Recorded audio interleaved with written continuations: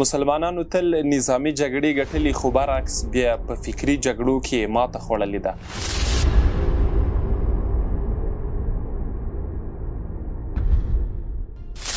در همدې عنوان لاندې چې فکري جګړه څه ده، تعریف یې څه دی او مخینه یې څه ده، د بشریت له پیدا کېدو راوروسته په کوم وخت کې پیل شوې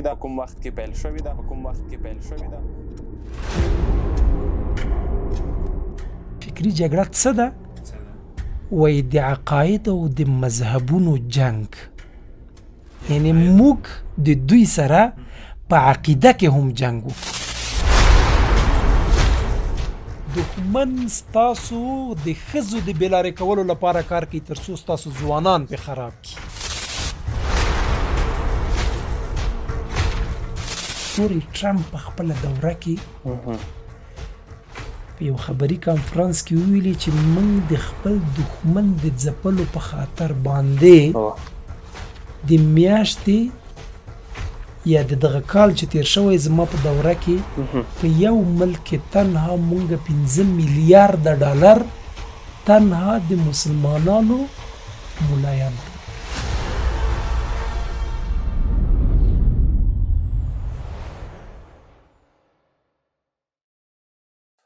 مسلمانانو تل نظامی جګړې ګټلې خو برعکس بیا په فکري جګړو کې ماته خوړلې ده او د دې موږ تاسو ټول څوک چې لږ هم له تاریخ او له اسلامي تاریخ نه آګاهي ولري خبره به یاست.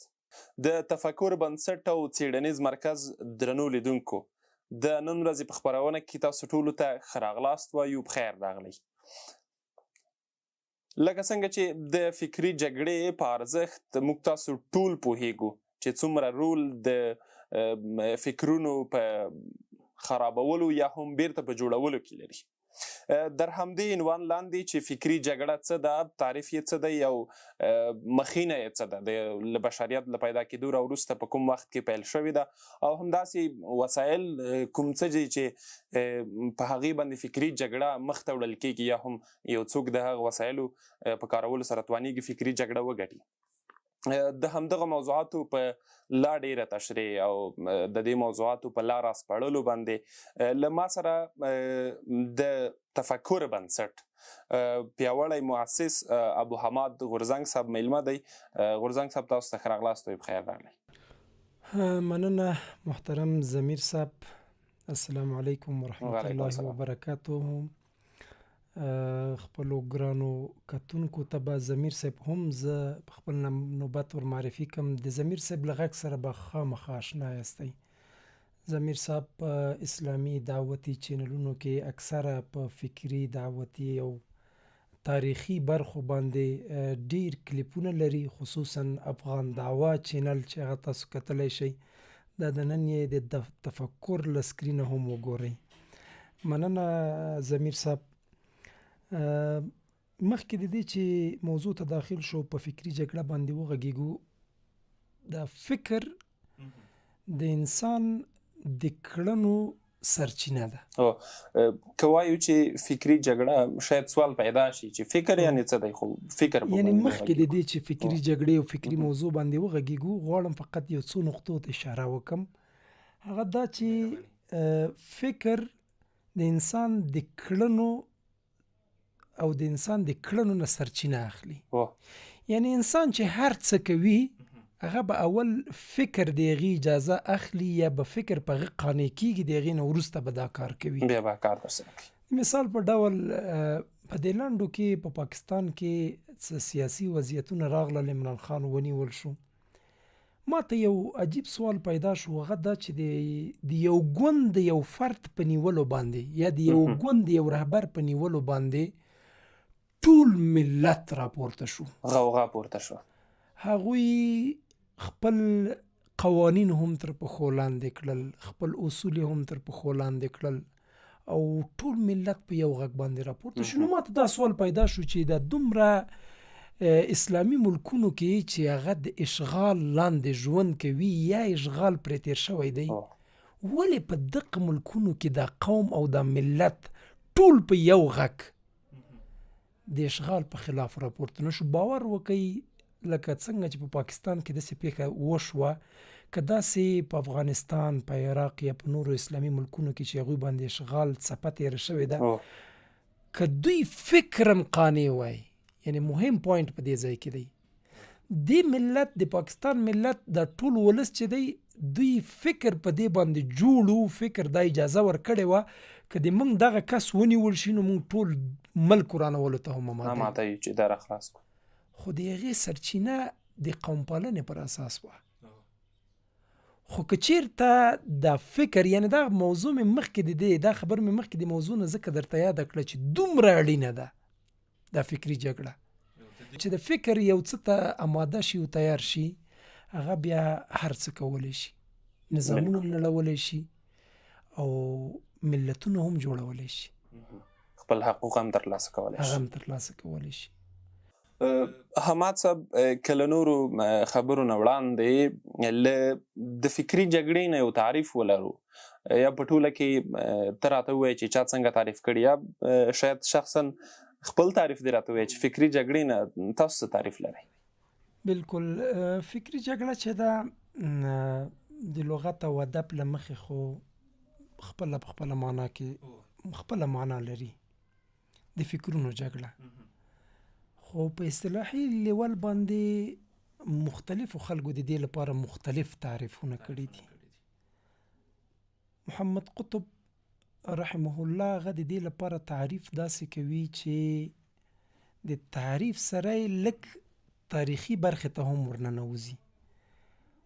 وایي کله چې د فرانسې نهم پاچا لوویس دا په مصر کې د مسلمانانو په لاس باندې زنداني شو، ونیول شو، نو دلته په زندان کې یو ایډیا، یو فکر، یو نظر ور پیدا شو.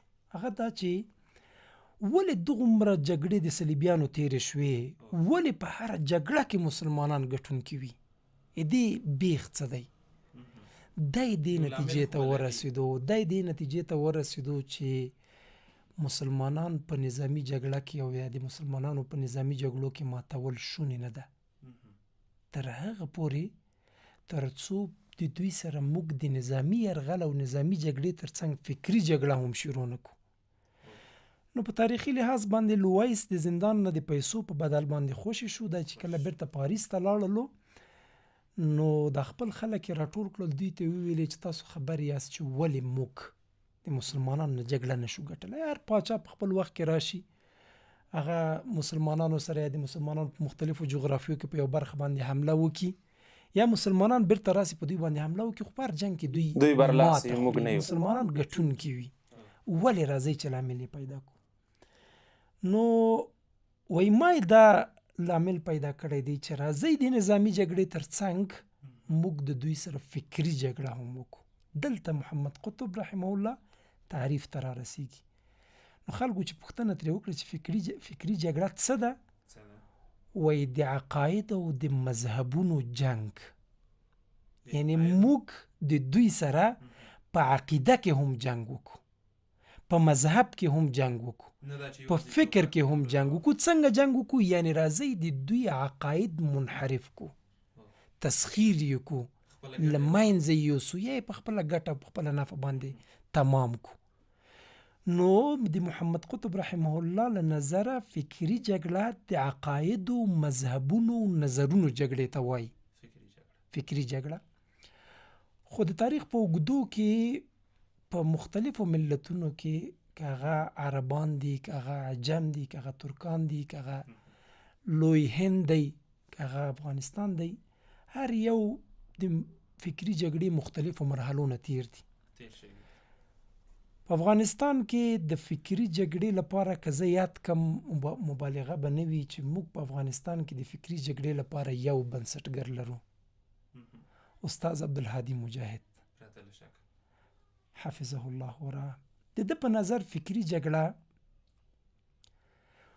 وایي د کفارو له لوري نه د مسلمانانو په وړاندې د عقایدو، افکارو، عنعناتو یا کلتورونو، د سلوک یا اخلاقو، د سیاست او مذهب د دې ټولو د تسخیر او تحریف لپاره د کفارو لخوا چې کومې هڅې کېږي دې ته فکري جګړه وایي.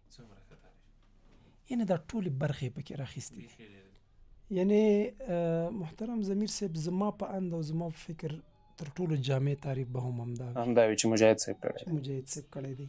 فکري جګړه دا له کومې ورځې چې شروع شوې ده تر نن پورې بیا په تاریخ به بیا وغږېږو په مخینه باندې د کومې ورځې چې جوړه شوې ده تر ننه پورې، خصوصا د محمد قطب رحمه الله چې کوم ټکي ته اشاره کړې ده، د هغې نه وروسته بدبختانه 80% دښمن غالب دی او مسلمان مغلوب دی. هغوی ډېره ګټه اخیستې ده. ځکه هغوی اوس اصلي رمز د جګړې پیدا کړلو. غورزنګ صاحب که په تعریف وغږېدلو، د مجاهد صاحب تعریف مو ویلې، د سید قطب رحمه الله تعریف، او هغه څه ته چې اړتیا وه زموږ لیدونکي به پرې پوه شوي وي چې د فکري جګړه یعنې څه، مختلف تعریفونه ترې وشول. که دا سوال مطرح کړو چې فکري جګړه له کله پیل شوې ده، تاریخي مخینه یې څه ده؟ فکري جګړه 4-5 پړاوه مخینه لري تر دې ځایه پورې چې را رسېدلې ده. لومړی خو که مونږ د یو نقطې ته ځیر شو چې له کله نه حق شروع شوی دی په څنګ کې باطل متصل جګړه روانه کړې ده. یعنی همیش حق هغه وخت پیژندل کېږي چې په مقابل کې باطل ولاړ وي. کله چې آدم علیه السلام او بی بی حوا زموږ ستاسو مور و پلار چې ول د ټولو انسانانو مور و پلار، دا چې کله جنت کې ول د نورې مرحلې تېرې شوې، جنت کې شیطان دې ته راغی. نو ده ته څه وایي؟ الله قرآن کریم کې د اعراف صورت په 21 آیت کې وایي وقاسمهما انی لکما لمن الناصحین. دې دواړو ته قسم یادوي، قسم ورته خوري. وقاسمهما انی لکما لمن الناصحین، زه د تاسو لپاره نصیحت کوم یا زه د تاسو خواخوږی یم. په بل معنا که فکر وکړئ دا فکري جګړه ټوله له ده قضیې روانه وي چې دښمن تا ته ځان خواخوږی ښایي. په ساده اصطلاح کې موږ ورته پښتو کې وایو چې یو چا په خوږو کې ترخه راکړله. ای خیر اوسې، په ګوړه کې زهر تېروي. په ګوړه کې زهر. نو د همغه ورځې نه وروسته آدم علیه السلام او حوا بیبي دا د جنت نه وایستل شول تر څو د ده په دې غوړ او نرم نصیحت باندې تیر وتل دوکه شول. لومړی مخینه له دقه نقطې نه شروع شوله. کولی شو وایو چې د فکري جګړې لومړنی پړاو هماغه دی چې کله شیطان آدم او حوا شیطان وتوانېدو چې آدم علیه السلام او حوا بیبي بېلارې کړي. د هغې نه وروسته بیا دا جګړه روانه وه ډېر پړاوونه لري، ډېر تفصیل ته نه ځو چې اوږدېږي، موضوع اوږدېږي. بیا راځو دا د رسول الله صلی الله علیه وسلم زمانې ته. مونږ ویلی شو چې فکري جګړه او اسلام دا دواړه سره همزولي دي. لکه څنګه کله چې رسول الله صلی الله علیه وسلم دین ته دعوت شروع کړو، په پیغمبرۍ مبعوث شو او د دعوت شروع کړلو، نو مشرکینو د مکې مشرکینو د دې لپاره چې نور خلک فکرن واړی تر څو قانع نشي په دین باندې، څه ورته وایي ساحر دی، جادوګر دی، دوکه مو نه کي. دا خبرې ورته کولې او دې خبرو یې مخه مو نیوله تر ډېر حده پورې. خپل تاثیر یې درلوده. خپل تاثیر یې په هغه وخت کې درلوده. ځکه په 14 کلن دعوت کې موږ ډېر کم د مسلمانانو تعداد وینو په لومړیو وختونو کې، ځکه چې د دښمن له خوانه فکري وارونه ډېر قوي روان ول. همدا چې بیا کله رسول الله صلی الله علیه وسلم او مسلمانان لږ په پښو ودرېدل، مستحکم شول، یو نظام تأسیس کړلو، نو د تبوک په غزوه کې کعب ابن مالک رضی الله تعالی عنه چې کله رسول الله صلی الله علیه وسلم د نفیر عام اعلان وکړلو چې ټول وځئ جهاد ته، نو کعب ابن مالک د 2 نورو ملګرو سره پاتې شو.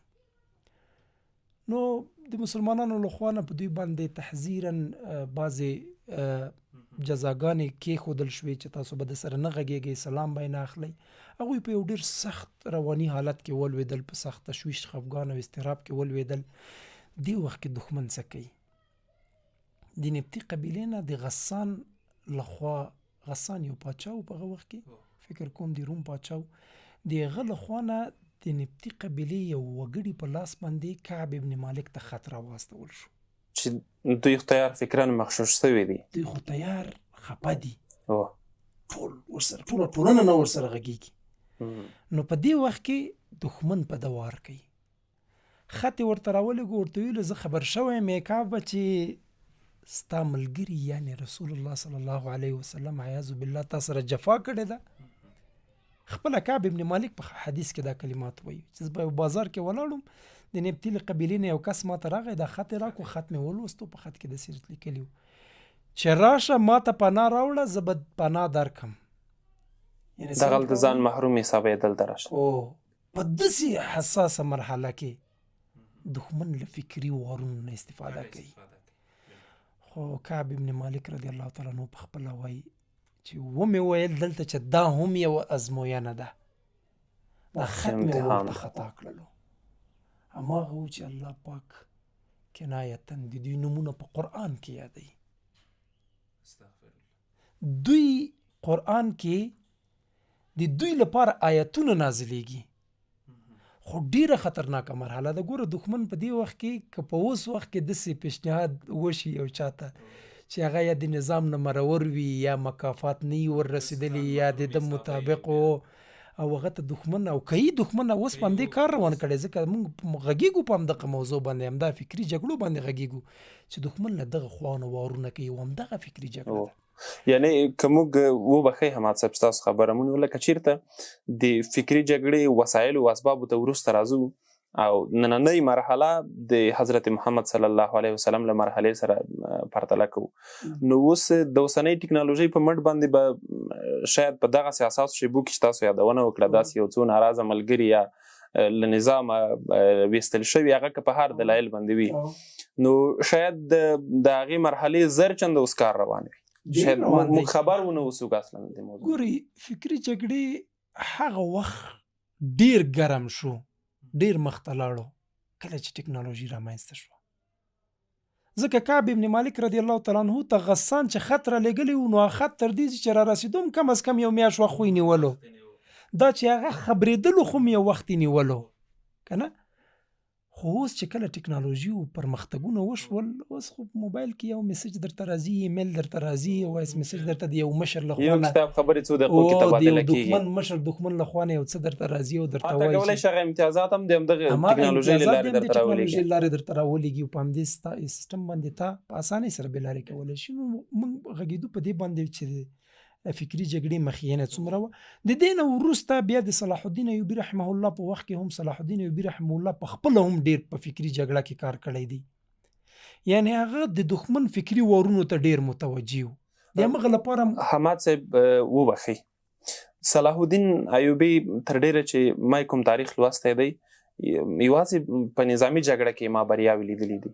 دلته ما ته دا ټکی داسې تعجب آور او مهرباني راته ووایئ که تاسو د صلاح الدین ایوبي رحمه الله تاریخ مطالعه کوئ، په مسلمانو فاتحانو کې څومره نصیحتونه چې د ایوبي رحمه الله لخوا نه مسلمانانو ته شوي دي، بل هیڅ فاتح لخوا د فکري جګړې اړوند په ټولو برخو کې، خصوصا د فکري جګړې اړوند. یعنې تاسو به اورېدلي وي په سوشل میډیا په دې پوسټونو کې به تاسو دا لیدلي وي چې قول نقل قول د ایوبي رحمه الله لخوا نه کېږي، وایي چې دښمن ستاسو د ښځو د بېلارې کولو لپاره کار کوي تر څو ستاسو ځوانان پې خراب کړي. دښمن صلاح الدین ایوبي رحمه الله موږ ته نصیحت کوي چې ګورئ دښمن له تاسو دا زده کوي سرحدات باید ستاسو یو وي، کرنسي او پیسه باید ستاسو یو وي، ژبه باید ستاسو یو وي، ستاسو ترمنځ باید دیوالونه نه وي موجود. دا صلاح الدین ایوبي رحمه الله موږ ته دا نصیحتونه کړي دي، په تاریخ کې موږ ته وصیتونه یې کړي پرېښي دي. دا ټول د فکري جګړې هغه وارونه ول چې دا هغلته په ګوته کول. خصوصا د ده د استخباراتو یو رئیس و، فکر کوم علي بن سفیان نومېدو، چې هغه په دې برخه کې ډېر کار کړی، ډېر ځیرک انسان و، د دښمن له ټولو فکري وارونو نه به یې خبرولو. همداسې بیا د صلاح الدین ایوبي رحمه الله په دوران کې هم دغه نهم لویس نهم پاچا د دې نه په لږ مرحله کې دا نیول شوی دی چې ما مخکې په خبرو کې یادونه وکړه د هغې جریان مو یاد کړو. د هغې نه وروسته دښمن 80% فکري جګړې ته مخه کړې ده. یوازې 10% نظامي جګړه کې یوازې 10% نظامي جګړې ته هغوی هم سرمایه ګذاري په نظامي جګړې یوازې 10% کړې ده. بالکل. ګورئ راځو دا خبر په قرآن کریم کې ګورو. الله په قرآن کریم کې په سورة بقره کې په 220 آیات کې څه وایي؟ ولا يزالون يقاتلونكم حتى يردوكم عن دينكم ان استطاعوا. دا یقاتلون لفظ ګوره دې آیت کې د دې مفهوم دی وایي هیڅ کله به دښمن ستاسو سره جګړه ونه دروي تر څو دوی تاسو د تاسو له دین نه وانړئ. یعنی نظامی جګړه کې دوی موږ نسیمې نیسي، په فکري جګړه کې دوی په موږ زور وایي چې حتی موږ له خپل دین نه واړئ. ان استطاعوا که د دوی زور ورسیږي.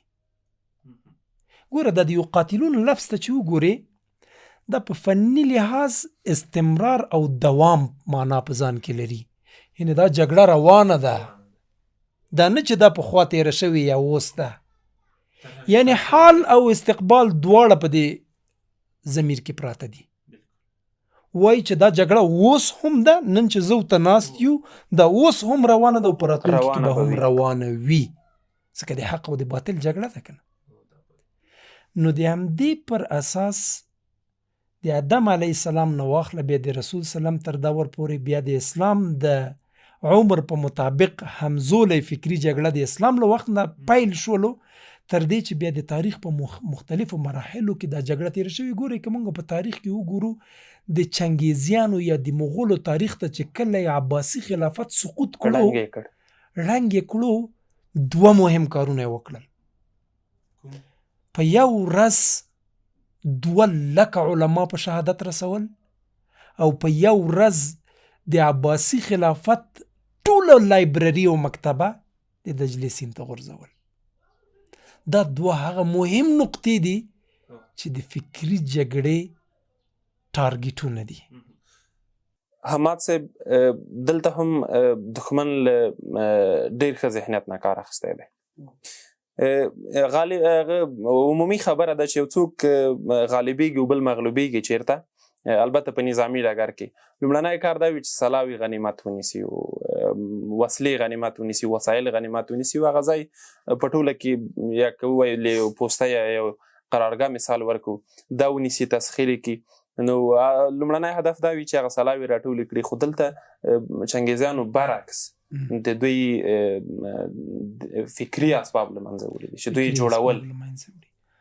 ځکه چنګیزیان په دوی پوه ول چې زمونږ په وړاندې هیڅ ملت تاب را نه وړو، یوازې مسلمانان ول چې په خراسان غزني کې جلال الدین خوارزمي د دې مخ ته ودرېدو. ولې ودرېدو؟ فکراً دوی قانع ول په دې باندې چې زه باید د دوی مقابله وکم او دا زما د دین غوښتنه ده. فکراً دې ته آماده و. د ده په دوی په وړاندې هېڅوک ونه شو درېدلی مګر هم تنها مسلمانان ودرېدل. او هغوی دا ټکی پیدا کړو چې مسلمانان ولې همیش جنګ ته ځان مخکې کوي. په دې پوهېږي که نه چې څنګ کې بیا قرآن دی او قرآن د فکري جګړې د مقابلې لپاره واحد او یوازینی قوي سپر دی چې یو څوک سم مطالعه کړي په دې باب کې هیڅ کله بیا دښمن په تا نشي کامیابېدی. ګوره دښمن د فکري جګړې په تداوم کې هغوی موږ مخکې ویلې چې د عقایدو او د مذهبونو د تحریف لپاره او د تسخیر لپاره کار کوي. استاد عبدالرحمن اخونزاده صاحب په یو بیان کې وایي دوی په اوس وخت کې کله چې د امریکا اشغال په افغانستان کې شروع شولو په اوس وخت کې دوی نوي احادیث را منځته کړل یا له ځان نه جوړ شوي احادیث هغه دوی بیا را تازه کړل. ویلي چې لاسوهنه یې وکړه. وایي چې جهاد په 2 قسمه دی، یو جهاد اصغر دی، یو جهاد اکبر دی. او جهاد اکبر له خپل نفس سره جهاد دی او جهاد اصغر له دښمن سره جهاد دی. نو چې زه په دې پوه شم چې په یو حکم کې ما ته ډیر ثواب په دې کې ده چې زه د خپل نفس په جوړولو کار وکړم، نو زه لیونی یم چې بیا زم دښمن سره ټوپک جنګېږم. اخلم سنګر ته ځم. دا دایره یې غټه او تحریف کړله.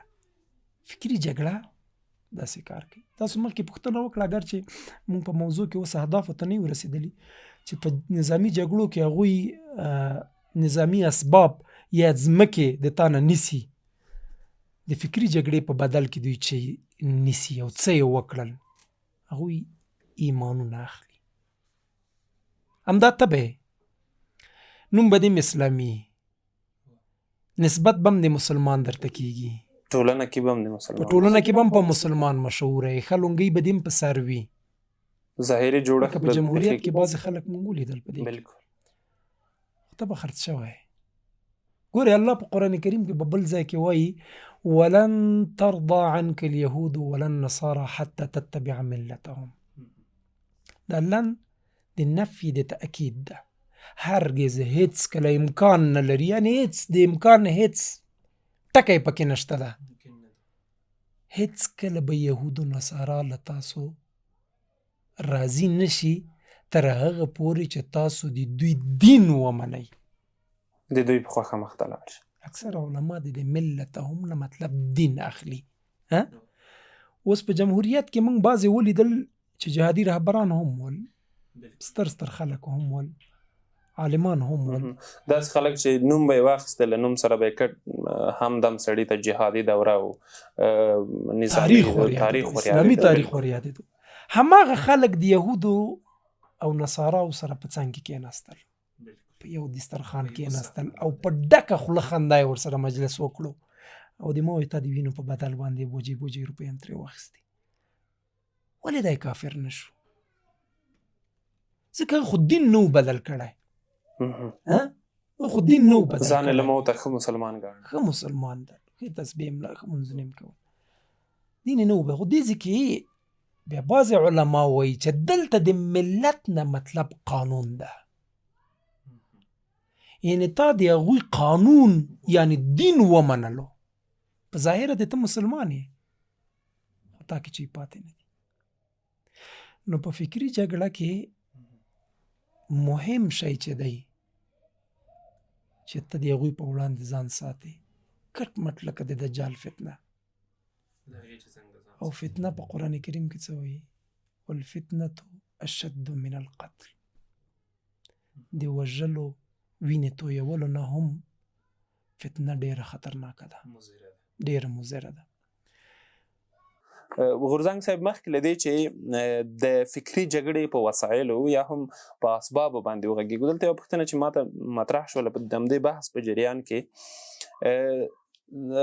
د اسلام له پیدایښت نه راوروسته به د فکري جګړې مخینه به هم له همدې ځایه راواخلو، له دغه د حضرت محمد صلی الله علیه وسلم له دورې نه وروسته تر دغه نن او تر دغه نن دقیقې او ثانیې پورې چې موږ یو، که داسې یو پړاو راته ووایې چې هغلته مسلمانان نسبت تیرو او اوسنیو پړاوونو ته لږ برلاسی وو په فکري جګړه کې، هر هغه وخت چې مسلمان د نظامی ډګر ترڅنګ فکري ډګر هم د دښمن په وړاندې ولري، هغه که هر وخت مسلمان کامیاب دی. د مثال په ډول صلاح الدین ایوبي رحمه الله کامیاب و، دې برخې ته توجه کړې وه، توجه یې ډېره کړې وه. هغه وخت چې کله بیا عباسي خلافت له منځه لاړو، د هغه نه وروسته بیا ترکان راپورته شولو، د عثماني خلافت د احیا په خاطر یې کار وکړلو، هغلته هغوی واکمن و، حاکم ول په دې برخه کې. که تاسو ځیر شئ په اسلامي تاریخ کې کله هم چې یو اسلامي نظام له منځه ځي، د هغې تر ټولو قوي لامل چې وي فکري جګړه، او متاسفانه دښمن ګټلې وي، دښمن ګټلې وي، ځکه نظام یې در تړن کړی دی، له منځه یې وړی دی. عباسي خلافت چې هم سقوط شولو، د همدې لپاره چې د مغولو مامورین د دوی په دربار کې ناست ول، هغه مسلمانان چې هغوی ویښ ول، هغوی فکري جګړې باندې پوهېدل، د دوی او د نظام او یا د دارالخلافې تر منځ دوی دیوال ایجاد سوي ول، پرې نه ښودل، هغلته هغه خلکو دا جګړه مهمه ونه ګڼله، دې ته یې ارزښت ورنه کړلو، هغوی 400 کلن او 600 کلن او 500 کلن نظامونه لاړل په دې کې، اوسني خو 10 کال هم نشي ټینګېدی. یعنې دا په دې معنا نه چې مکمل سیستم د یو ملک بدلیږي، دا رهبریتونه بدلیږي. یعنی اوس وروسته له ډېر عمر نه افغانستان ته الحمدلله اسلامي نظام راغی. یعنی زه د ډېریو مشرانو سره چې کینم، د ډېریو مسؤلینو سره چې کینم، هغوی ته زه یوه خبر کوم چې ګورئ ولس فکراً په ځان قانع کوي. که ولس فکراً په تا قانع شو، که بیا ته نم یې، دا د تا ځای ډکوي. بالکل. خو که ولس فکراً په تا قانع نشو، لکه تیرې دورې غوندې، په کومه ورځ چې ته ماته خورې، په هغه ورځ به دی خپله ګیره چپه خوري. یو ورځ به د دې ایمان تاب نه راوړي. راځئ فکراً خپل ولسونه هم په ځان قانع کو، هم دښمن جنګونو ته متوجه کو، تیاری کو. مننه غورځنګ صاحب. د فکري جګړې د وسایلو یا د اسبابو پوښتنې ته که راشو غورځنګ صاحب، کوم وسایل، کوم اسباب دي چې له هغې نه په فکري جګړه کې کار اخیستل کېږي؟ هغه یې که مسلمانان اخلي او که کافران اخلي؟ په فکري جګړه کې موږ که هر ډګر ته متوجه شو، هر ډګر، هر پروګرام ځان ته خپل اسباب لري. اوس مثلا نظامی ډګر دی، په نظامی ډګر کې ټانک، توپ، تیاره، ټوپک، بارود، هر څه شته ده، په هغه باندې کار کېږي. هغې لپاره یو جندي یا عسکر یا فوزي یا مجاهد هغلته ولاړ وي، هغه یې په مخ باندې وړي، شته وسایل لري، په دې باندې مخ ته ځي. خو فکري جګړه چې ده، دا د دوی ټوپک، د دوی ډرون، د دوی تیاره دغه ده، دا مخکې چې دا مخته چې زما پروت ده، او دا چې موږ پکې ښکارو، او دا سکرین چې زه ورته پکې ښکارو. د فکري جګړې اسباب میډیا، مطبوعات، نصابونه، تعلیمي نصابونه، دا هم پکې شاملېږي. دا پکې شامل دي. مفکرین، شاعران، بالکل، ادیبان، معلمان، شاګردان. سته ودوایي چې دا خو ټول وسیلې دي. هو، ټول د دې وسایل دي، ځکه په هر برخه کې دوی کار کوي. مثال په ډول عالم دی چې د یو څه شي فتوا صادروي، او ټول په ټولنه کې ارزښت لري، خلکو په ټولنه کې تر ټولو ډېر ارزښت عالم لري. بالکل، پرته له شک همدې کار کوي. ګورئ ټرمپ په خپله دوره کې په یو خبري کانفرانس کې وویلي چې موږ د خپل دښمن د ځپلو په خاطر باندې د میاشتې یا د دغه کال چې تیر شوی زما په دوره کې په یو ملک کې تنها مونږ 5 میلیارده ډالر تنها د مسلمانانو ملایانو ته ورکړي. 15 میلیارده ډالر په دوی مصرف کړي دي. یعنی که دې خبره ته ژور فکر وشي، ډېره د افسوس خبره ده. بالکل، ډېر د افسوس ځای دی. د ټولنې هغه قشر چې معلمان دي، او موږ دا تمه لرو چې هغوی به ټولنه اصلاح کړي. د نبي وارثان دي.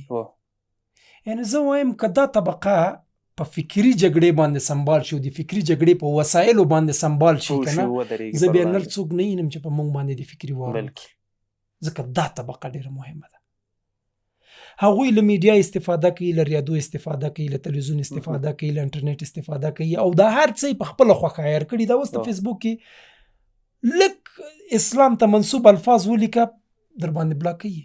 بالکل، حق درنه. دا اوس په دغه ویډیو کې زه ډارېږم، ډېر څه نشم ویلی. بالکل، د دې لپاره چې یوټیوب یا فیسبوک په موږ باندې دا ویډیو بلاک نه کړي. ټولنیز رسنۍ ځان په خوښه داسې ځان په خوښه باندې درکوي. یعنی یو عربي فکري ځوان دی په دې یوټیوب کې شته دی، هغه دا فکري ویډیوګانې ډکوي. په هغه کې هغه چې کله نوم د یهودو د نصارا راورسیږي په یو موضوع کې بیا وایي اهل التورات و اهل الانجیل، بیا وایي تاسو خو پوهېږئ چې نوم یې ولې نه اخلم. یعنی حتی له دې ډارېږي چې د یهودیت نوم اخیستلو باندې زما ویډیو بندېږي. یعنی دا هر څه زما یې ځان درسته دپاره کړه. عیار کړي دي، ځان دپاره یې هر څه برابر کړي. ته نن نشي ویلی، ته حق نشي ویلی، ته په دې سوشل میډیا کې هغوی په تا هر څه کوي، هر څه چې هغه وغواړي، درته که ډمتوب تحمیلوي. وغواړي، که فلمونه وغواړي، که هر څه وغواړي. ګوره دا موږ تیار په دې موضوع کې په وسایلو کې اخته یو بالکل. که نه. د دوی تر ټولو قوي وسایل چې دي مهم. د میډیا له لارې هالیووډ دی هو چې د فلمي تخیلي د فلمونه جوړي جوړوي. تر څو زمونږ ذهن په مهم. خراب کی یا مونږ وډار کی متاسفانه په دې د ډار. ټولنې یو غټ دا قشر وزګر یې په لاس افغانستان نیولی. کې اوس چې په دې 13 کلن 2001 کال کې امریکایان نغله اشغال وکړلو، تر ټولو غټ ټکی چې د هر چا له خولې نه تکرارېدو هغه څه شی و، هغه دا ټکی و چې مه غږېږه چې امریکایان یې اوري. بالکل په خپل امریکایان کور کې به ناست او امریکایان د ځمکې لاندې شی ګوري. په رواني لحاظ یې ته مکمل ختم کړې، مکمل نظام یې له منځه یوړو، مکمل ملت یې له منځه دومره یوړو. یې په ویره کې او دومره یې په شک کې واچولو چې ما سره به د کورنۍ غړي ناست وي، ته به څه نشي هغه به ویلی. زما د کورنۍ غړي، زه به ښه په دې باندې یقیني یم چې دا زما خواخوږي دي او او زما په منځ کې کوم جاسوس څوک ته به نشته څه دی. نشي ویلی. خو بیا هم وای اوري. اوري. خیر په دې کې ډېره خاطرې دي، د موضوع نه وتلې خبرې دي هغه بیا به خیر خپرونه مې په جوړه کړو. ان شاء الله په هغې به بیا بېل وغږېږو. نو دښمن د فکري جګړې لپاره خطرناک وسایل او اسباب لري چې بدبختانه اکثریت یې د دوی په لاس کې دي. زمونږ په لاس کې څه دي؟ که دا پوښتنه زه تانه وکړم چې زمونږ په لاس کې څه دي؟ تاسو زمونږ په لاس کې هر هغه څه چې دوی جوړ کړي باید د دوی په خلاف استعمال کو. ګورئ دې ټکي ته متوجه شئ. دا نن چې زما په لاس کې کومه اسلحه و په نظامي ډګر کې، خو دا خو له یو دښمنه راپاتې وه بالکل چې بل دښمن مې پې ووهلو. نن له دې دښمنه راپاتې سبا به بل دښمن پې وهم، خدای دې بیا ورځ نه راولي. ها؟ نو وایم چې په دې ډګر کې هم راځئ له دې مایک نه چې دوی جوړ کړی دی هم دوی جوړ کړی زما تر د هېواده دوی یې په رسولی. خلاف یو استعمال کو. همدا کیمره چې دوی جوړه کړې بالکل. د دوی په خلاف استعمال کو. دا قلم، دا کاغذ، یو څوک زه وایم راځئ دغه ټول ولس، دغه ټول ځوانان، دا لوستي ځوانان، زه مستقیم دوی ته مخاطب کېږم، دا لوستي ځوانان راځئ هر یو په دې موضوع باندې لیکنه وکړئ. باور وکړئ چې فکري جګړه کې ډیره غټه خلا پرته ده او ډیری ورونه دا ګمان کوي چې زه اوس خو نظام خپل دی ختم دی. نه دی ختم. په فکري لحاظ باندې ګوره زه تاته د دې یو مثال درکوم. استاد عبدالهادي مجاهد په یو بیان کې وایي انګریزان مو مات کړل خو انګریزیت یې پاتې شو، روسان مو مات کړل خو کمونیزم یې پاتې شو، امریکایان مو مات کړل خو ډیموکراسي یې پاتې شو. زه یو ډیره د درد خبره کوم. باور وکړه زه چې اوس په دې قواره، په دې سټایل چې دا خولۍ، دا ګیره او قندارای څادر، دا را سره یو په خپل موټر کې ناست یم او یو چک پوینټ مې ودرېږي، دا ماته څه وایي؟ وایي کاټ وښایه. یعنې هغه ته سل په سله دا خبر ذهن ته ورځي چې دا قوارې والا خلک به خامخا نظامي وي. که زه ورته ویم چې زه کارت نه لرم، وایي کاته څه تلاشي ورکړه. خو زما په څنګ کې یو بل موټر تیریږي، هغلته پتلون یو ډریور اغوستی وي، یو ښه لوکس یې ګیره جوړه کړې وي، فیټو پاټ برابر وي، هغه چې راشي وایي ځه. ته اوس هم له ما ډارېږي. یعنې اوس هم باید ګیرې ته کارت وګرځې. دغه د فکري جګړه چې کار پې شوی دی. یعنې دا اوس ته عربي دسمال وتړه. ما په تیرو ویډیوګانو کې عربي دسمال تړلی و، میسیجونه راته وشول، وایي تاسو خو به وهابیان نه یاستئ. مالې څه شي نه دي وپېژندلو، کوم فقهي مسله مې غلطه ویلې، عقیدوي مسله مې غلطه ویلې، کومه اشاره مې ورته کړې که څه وانه د دسمال مې د عربانو خدای مو خوار مه کړه. غربي کلتور د تا په ملک کې اوس حاکم ده. دا اوس ځوانان پتلون اغوندي، ګیره خري، دا اوس د سکرین له لارې دا خبر ښه نه ده. ډېر نجونې دي چې هغوی پتلونونه اوس هم اغوندي. غربي کلتور ته په خپلو سترګو هره ورځ وینې، ته څه نه وایې. خو عربي کلتور چې د تا د نبي له ځمکې راغلی دی، خیر دی که رسول سلام به دا استعمال کړي یا نو. ډېری علما وایي چې عمامه هم دغه ته وایي، همدې وړوکي څادر ته وایي. تا ته هغه مشکوک ښکاري. دا د فکري جګړه رواج ده. اوس ډېری مجاهدین دا استعمالوي. همدغه د فکري جګړه او همدا دي خطرناک اهداف. نو موضوع ډېره فراخه ده محترم ضمیر صاحب. که زه ووایم چې په دغه موضوعاتو باندې ډیری کتابونه ولیکل شي هم اخر ته به یې ونه رسوي، کم به که دا مونږ او تاسو اوس زښته زیات ومغږیږو نیشو رسوی، خو تنها د فکري جګړې مراحل څه دي، خطرات یې څه دي، اهداف یې څه دي، دا د همدغه تعریف تر عنوان لاندې راځي. په دې به انشاءالله په بله ورځ موضوع کې په راتلونکي خپرونه کې وغږیږو. او اوس هم ډیر نقطې وې پاتې شولې، ځکه بدبختانه دا ورونه یا د کتونکي یو شی اوس حاکم شوی دی چې اوږدې ویډیوګانې څوک نه ګوري. همدغه وجه ده چې ورځ په ورځ هم د خلکو نه علمیت یې په کمېدو باندې دی. دغه اساس هم همدې فکري جګړې جوړ کړی دی. د شارټ ویډیوګانې څه دي، اوس مثلا ټیک ټاک دی، انسټاګرام دی، یا مثلا په یوټیوب او په فیسبوک په دې کې هم شارټ راوتلی دي که نه، سټوریانې او حتی په واتساپ او په دې ځایونو کې هم راوتلی دي. دا شارټ صحیح، ته چې یو ویډیو تېره کړې، یو کې تلاوت وي، بلکې متصل بدله وي، بلکې متصل معلومات وي، بلکې تا ذهن په یو وخت کې د 200 شی خو نسي کیچ کولی. دا خو چې ته کیسټ ته هم ورواچې جړ کوي. معلوماتو لپاره د علم لپاره دقسې ویډیوګانې وګورئ. ضرور نه ده چې خامخا تاسو د تفکر وګورئ. د دې ترڅنګ هر هغه څوک چې اسلام ته دعوت کوي یا په فکري جګړه کې کار کوي، هغه که هر څوک وي، که احمد وي، که محمود وي، که عبدالله وي، وی ګورئ، ځان په دې اسلحه باندې سنبال کوي. انشاءالله په راتلونکي خپرونه کې به مونږ یو ځل بیا تنها دغه موضوع پوره کړو، او راتلونکي دپاره به تاسو ته په دغه برخه کې ډیر قوي استادان او ډیر قوي مضامین او عناوین راوړو انشاءالله. اوس نو محترم ضمیر صاحب د تا نه هم ډیره مننه چې زموږ په سټوډیو کې دې زموږ کوربتوب وکړو، او مسؤلیت مو هم دی. الله مو تل همداسې تاند لره او زموږ سره لره. انشاءالله افغان دعوا او دا ټول زموږ مشترک ډګرونه دي، په ګډه به کار کوو انشاءالله. نور خپرونې به اوږده نه شي، او اوس قصه هم چې کې څومره هغلته اوږدېږي، نو د بیا ځل لپاره به انشاءالله نور معلومات د ځان سره راوړو، کوښښ وکړو دا موضوع پوره کړو. ډیره مننه غورځنګ صاحب. د تفکر درنو لیدونکو، زموږ د نن ورځې خپرونه چې د فکري جګړې په تعریف وغږېدلو، د دې جګړې په مخینه وغږېدلو، همداسې په وسایلو باندې غورځنګ صاحب پوره په تفصیل سره وغږېده، او ډیر نور موضوعات چې له دې سره متصل وو هغه مو درته ویلې. نو د نن ورځې خپرونه پر همدې ځای پای ته رسوو. تر بیا چې په دغې خپرونه کې